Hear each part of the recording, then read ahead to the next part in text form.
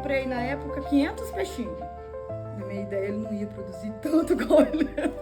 Tipo assim, eu pensava, eu vou colocar 500, vai ficar grande, eu vendo, ponho mais. Mas ele começou a reproduzir demais. E aí, por um lado foi bom, porque agora eu tenho um peixinho de todos os tamanhos. Quando eu quero para filé, eu gosto de selecionar ele maior. Daí eu consigo uma bandeja mais rápida. Eu posto, gente, eu tenho um tilápia disponível. Minha filha, às vezes eu tenho que pegar primeiro para poder anunciar, porque às vezes eu anuncio e na hora de pescar, a pessoa, eu quero 5 quilos, eu consigo pegar 3. Porque no anzol, né, não é toda hora que o peixe vai querer vir. A gente sempre manda no grupo, quem tá indo para Sinop hoje? Quem vai, um ajuda o outro, né? Um leva a produção do outro. Se a gente chegar a perder aqui, para onde que a gente vai, né?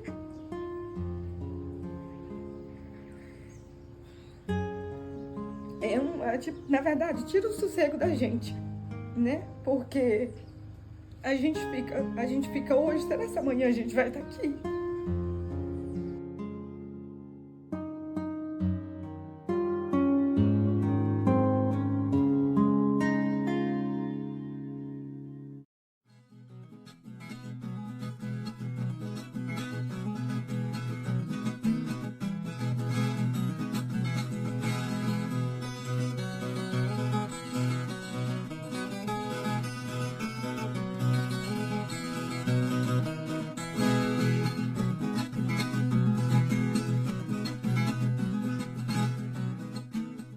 Meu nome é Fábio, sou defensor público.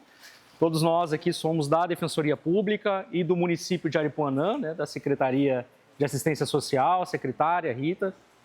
Todos, acredito eu, que já tenham ouvido falar na DPF 828, naquela ação lá do Supremo Tribunal Federal que suspendeu todas as reintegrações de posse durante a pandemia. Passado a pandemia, ou pelo menos a fase mais difícil da pandemia, aqueles que queriam tirar as famílias voltaram a provocar o Supremo. Então, o ministro relator, Luiz Roberto Barroso, dá uma decisão. A gente precisa fazer um equilíbrio aí entre a propriedade e entre aquelas famílias, principalmente as famílias vulneráveis que estão na área. Ele determina que cada estado da federação crie uma comissão, esses atores juntos devem pensar soluções. Então, uma coisa é a discussão dentro do processo. Agora, aqui é mais um setor administrativo da comissão, onde a gente consegue, com base nessa decisão do STF, brigar pela permanência das famílias.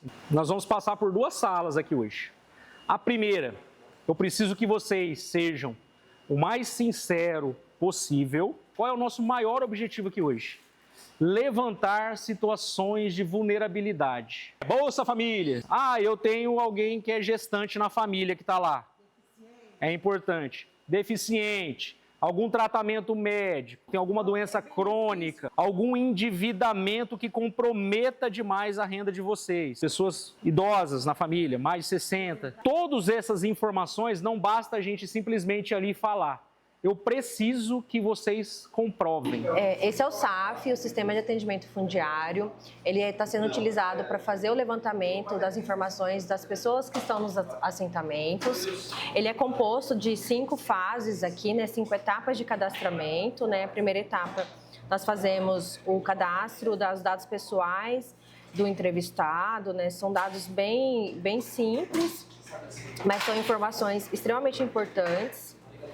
A gente faz levantamento de endereço, informações dos familiares, os dados relativos a finanças e as informações relativas a onde ele está assentado, né, ao imóvel. E aqui nós fazemos um mapeamento da região, localizando cada assistido na sua respectiva lote, seu respectivo terreno. E depois fazemos uma demarcação também num software chamado QGIS. Com isso, a gente liga o assistido com o seu terreno e ali trazendo as informações básicas para abordar tudo no SAF. E aí, em paralelo a isso, a gente vai estar fazendo uma outra atividade que aí é no lote, aonde está cada um dos senhores. Quantas camas? A ideia é fotografar uma foto da estrutura da casa de vocês e ali também vai colher mais uma pequena entrevista de vocês para a gente entender o que vocês têm ali. não é? Aquilo que ela tem como animal doméstico, né? Os móveis que guarnecem aquela residência, tudo isso é importante para a gente, tudo conta para a gente, porque conta para eles. O próprio judiciário não tem noção exata de quem vive aqui, como vive, e a Defensoria Pública está vindo mostrar essa realidade, filmar, entrevistar as pessoas, ver a situação em que elas vivem, para que essas informações possam ser levadas para dentro do processo e os juízes possam tomar a decisão realmente baseados numa situação real. Isso nunca foi feito, né? A gente tem ouvido das pessoas que é a primeira vez que elas recebem um órgão público aqui que vem ver a situação em que elas vivem de verdade, e é a primeira vez que dentro de um processo judicial essa realidade vai ser levada. E a importância de mostrar para as pessoas a preocupação que a Defensoria tem em virtude da expectativa, do sonho da casa própria, do sonho de ter um chão, e que a gente é a porta de esperança deles.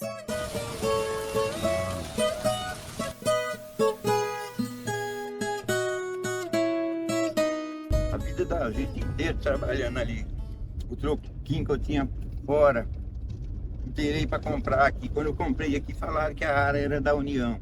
E depois aparece esse homem aí dizendo que é proprietário dessa terra aí. E a maior parte do povo que está aí dentro aí vieram de fora e foram enganados, compraram aí que tem para onde ir não. O que eu tenho é ali mesmo, tem que ficar por ali mesmo. Porque senão não tem para onde ir. O que eu tenho está ali. Não sei o que a gente vai fazer se isso Deus livre guarda acontecer, que a gente espera que não aconteça um trem desse não. Fica aí um pau aqui na minha cabeça, fraturou o crânio, o problema é que eu tenho pressão alta demais, e arrebentou a retina do meu olho. Aí não tinha condição de pagar a cirurgia, que era 20 e poucos mil reais. O pessoal juntou aqui, fizeram uma vaquinha aqui, fizeram umas rifas, arrumou dinheiro para mim, eu fui e fiz a cirurgia, mas não adiantou não, não restaurou as vistas não, perdi as vistas mesmo.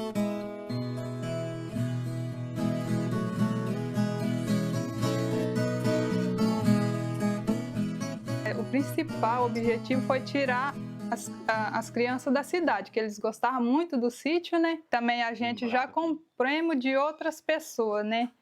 Então, assim, na verdade, nós não somos invasores, nem os que entraram, assim, eu acredito que não seja, né? A gente faz o serviço, eu faço o serviço, tudo que tiver de fazer. Já reparti tudo minha terra, já formei um bocado, cerquei, mas sempre com medo. Estou investindo, e se eu perder? Para ir para uma cidade grande, meu estudo é 8ª série. Você tem que sério. Eu fiz o primeiro ano. A gente não só consegue um emprego bom. Se acontecer da gente perder, se a gente for para a cidade, acho que a gente nem consegue viver direito na cidade, né? Porque assim, a terra é o lugar que a gente nasceu, né? Desculpa. No sítio, né? Aí meus pais sempre moraram no sítio. Aí eu nasci no sítio, né? Aí caso tiver de um dia ir para a cidade, vai ser muito triste.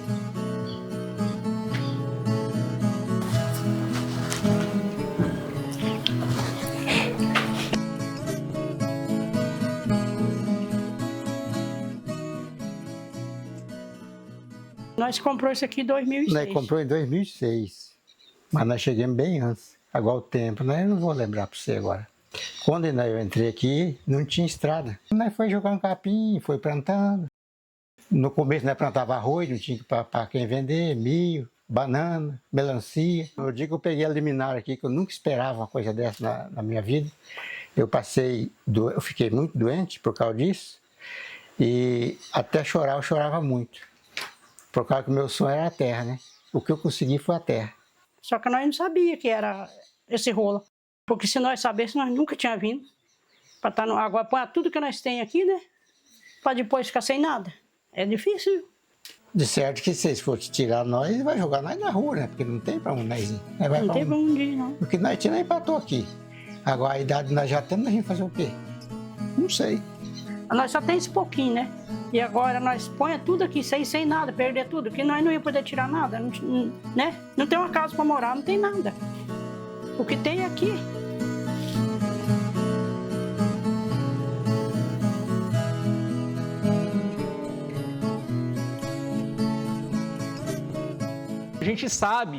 gente sabe que no caso de vocês, a situação é um pouco diferente, né?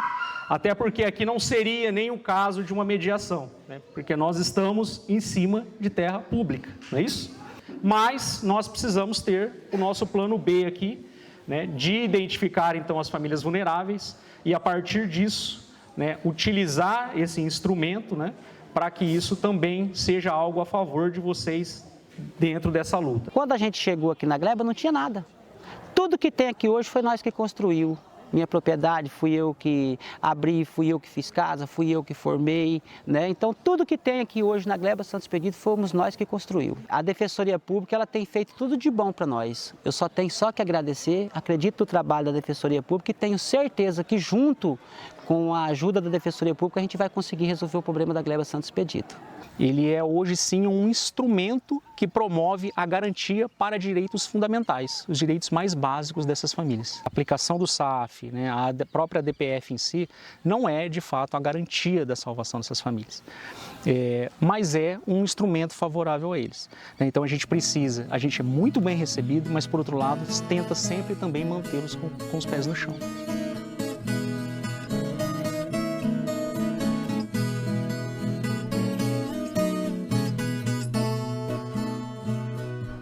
A rotina do dia dela é que nós acorda às 5 horas da manhã, aí ele levanta, vai tirar o leite, né? Aí vai tratar dos porcos, tratar das galinhas, traz o leite para dentro, daí eu arrumo o leite, né? Coo o leite, ponho o coalho no leite, aí depois vou fazer meu serviço, aí depois faço queijo, depois vou fazer almoço para o menino ir para a escola. Por semana eu tô fazendo 23, 24 queijos. Nós aqui nós vende carne de porco, né? Vende a banha, nós vende frango, ovos também, aí ganso também, ele põe para chocar, ele vende os fiotes também dos gansos, né? Tudo isso a gente faz renda aqui do sítio, né? Eu acho que se a gente ter que sair daqui, igual eu falo, vai acabar o mundo da gente, né? Porque o que a gente tem tá aqui. O que eu tenho de morar é aqui, eu não tenho onde morar, o lugar que eu tenho para morar é aqui, a minha vida tá toda aqui.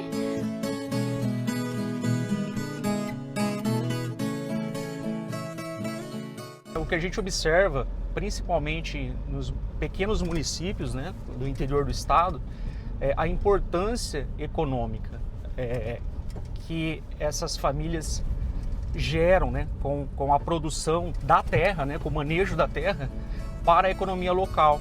O aumento, inclusive, da atividade de bancos, por exemplo, que chegam nessas localidades.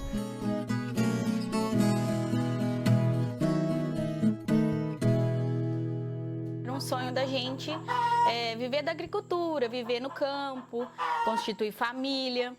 Nisso o Dirceu ainda andava, né? Ele trabalhou muito tempo aqui na associação, ajudou os meninos a abrir picada. A gente ficou um tempo morando com a Andréia do Bilu, até a gente conseguir o nosso lote, vir para cima, construir casa, moramos 2 anos e meio junto com a Andréia.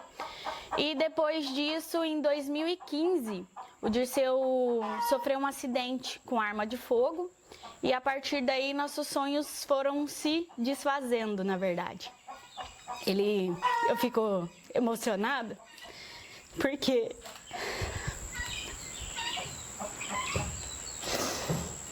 foi difícil pra gente e graças ao meu sogro que abraçou essa causa, eu não consigo nem falar de tão... A gente tinha uns porquinhos, mas a gente já fez o abate, temos mandioca, temos várias outras coisas que a gente consegue ficar entre essas idas e vindas. Depois do acidente dele, a gente tem fisioterapia 3 vezes na semana e eu consegui nessas 3 vezes na semana um contraturno de aula na PAI de Itaúba. Eu sou professora da PAI. Aí foi caçar uns porcos alongados, né? E daí o outro menino que tava comigo, a espingarda dele disparou daí. Acho que no meu rumo, acho que ele vinha para trás, né? Daí pegou na minha coluna daí. Até a associação na época ajudou muita gente, eles fizeram campanha, fizeram almoço em prol à saúde dele, porque como tinha sido transferido para o particular e a gente não tinha condição de pagar e tinha ficado muito caro, tinha ficado na época, ficou acho que 75 mil tudo. Só que daí, tipo assim, foi mobilizado a cidade, né? A Itaúba se mobilizou, ajudar a pagar. A associação aqui se mobilizou em fazer eventos e rifas e coisa para ajudar a pagar. E graças a Deus tá bem, né? Não tá andando, mas graças a Deus tá bem, tá vivo, tá com saúde. Tá lutando, na verdade, né? A gente pensou em desistir e com o tempo a gente foi vencendo. Meu sogro falou, não, eu tô aqui, eu vou ajudar vocês. Nós vamos viver esse sonho junto e estamos aqui até hoje. Eu falo que se hoje ele não tivesse esse pedaço de terra, eu acho que ele já tinha desistido de viver. Porque eu acho que é o que dá... Eu vejo que às vezes a gente está lá, está esperando o dia de vir e ele fica naquela ansiedade. Na cidade, nossa, ele não vê a hora de voltar para cá.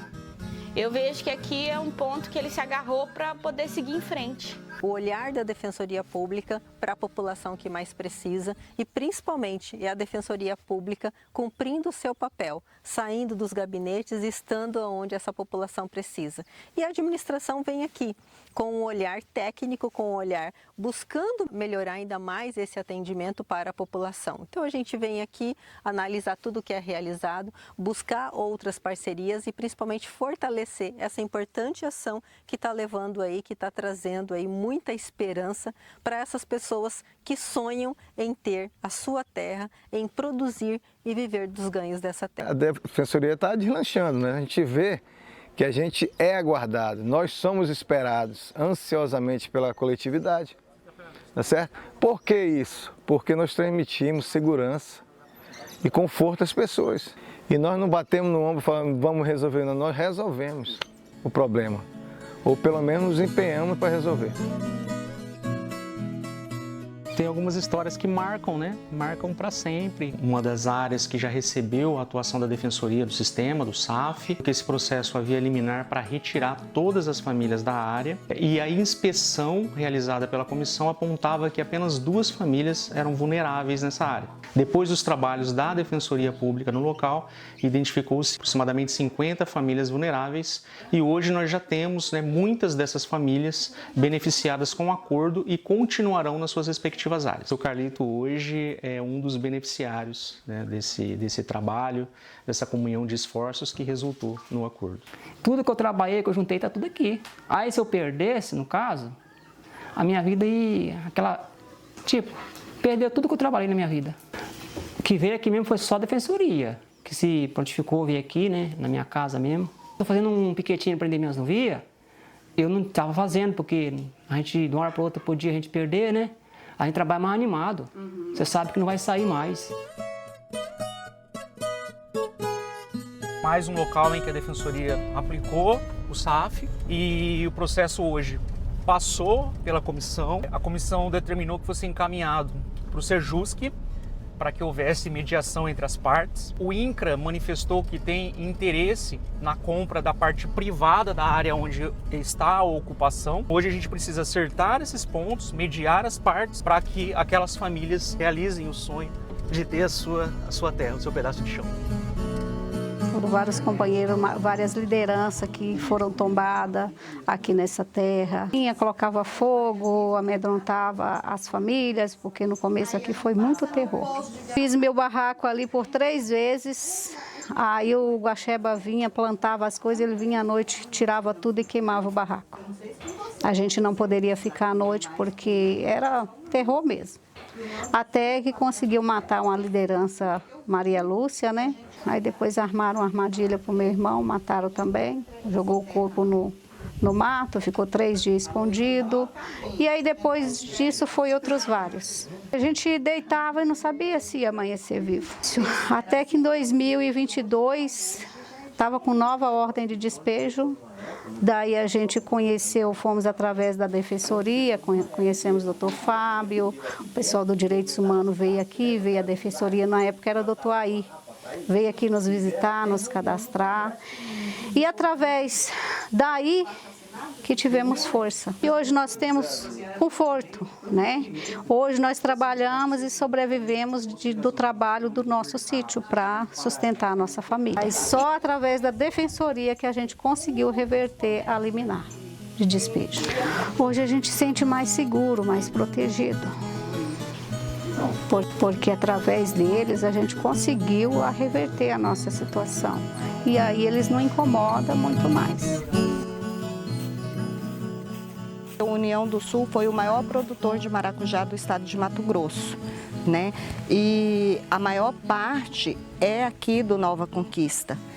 Hoje a gente vende, eu entrego para a prefeitura, para o PENAI, entrego no comércio, sabe? E vende para pessoas que vêm buscar aqui para vender para mercados fora. A gente contratava advogado, o advogado nem comunicava quando ia ter uma audiência.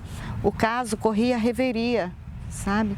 Não, provas nossas, tantas provas que nós fizemos de produção, fotos, nada chegava, nada estava anexado ao processo, porque ninguém se importava. As coisas começaram a mudar depois que a Defensoria entrou no caso, sabe, que graças a Deus nós conseguimos que a Defensoria entrou no caso e eles olhou para a gente com um olhar humano, sabe? Eles viram que a gente tem importância, sabe? E aí foi aonde a Defensoria veio e fez um trabalho aqui com todos os moradores daqui, o que produz, aonde mora, quantos filhos tem, se tem pessoas com deficiência, se tem pessoas com problema de saúde, sabe? E isso tudo foi juntado ao processo. Aí as pessoas começaram a ver que a gente existe, porque antes da Defensoria, no processo constava que a gente ainda estava morando em acampamento embaixo de barracos de lona. As pessoas só viram que a gente realmente existe e o trabalho da gente depois que a Defensoria tomou conta do nosso caso. Eu me emociono porque, assim, como eu faço parte do sindicato, eu tenho contato com todos os produtores e você vê o que é a terra para um produtor. Se chegar a tirar eles daqui, eu acho que muitos não conseguem, não é nem viver, muitos não conseguem sobreviver. Eu não estou falando só por mim, eu estou falando pelas 120 famílias que moram aqui dentro. Eu estou falando das famílias que, se eles não tiverem essa terra, eles não vão ter o que dar de comer para os filhos. É por eles que eu estou falando. Eu estou falando das famílias que, se tirar eles daqui, eles não têm sequer uma ponte para morar embaixo. É por essas famílias que eu falo. Eu falar para você uma coisa, eu contar uma história para você, é totalmente diferente de você vir e ver a história acontecendo com os seus olhos. Aí você tem noção realmente do que acontece. Isso a Defensoria fez, porque antes da Defensoria vir aqui, ninguém vinha, sabe? Ninguém olhava, ninguém sabia o que realmente acontecia.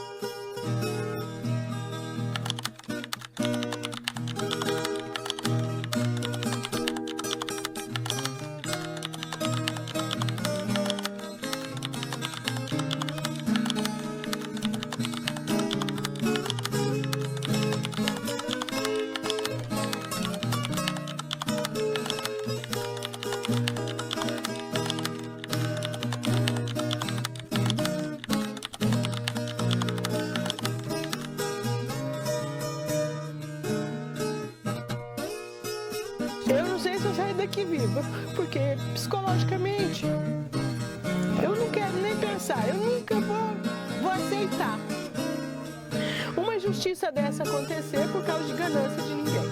Com a nossa idade, né? É complicado. Nós pretendemos, né? Não tinha nada aberto aqui quando eu entrei. Aqui. É só matagal. Tudo mato. Nós faz um queijinho, tem meus clientes que eu entrego leite também na cidade. Volte e meia leva um machixe. Eu perdi 20 anos da minha vida, se eu ser desempregado, eu perdi 20 anos, eu não tenho mais essa força de querer igual. Eu queria uma terra, eu queria alguma coisa. Eu não sei hoje, se eu chegar a perder isso aqui, eu não tenho mais força de lutar. Vai fazer 4 anos, mas parece que foi ontem. Aí, sempre quando eu toco no assunto, assim, a gente fala. Aí... porque não é fácil, né?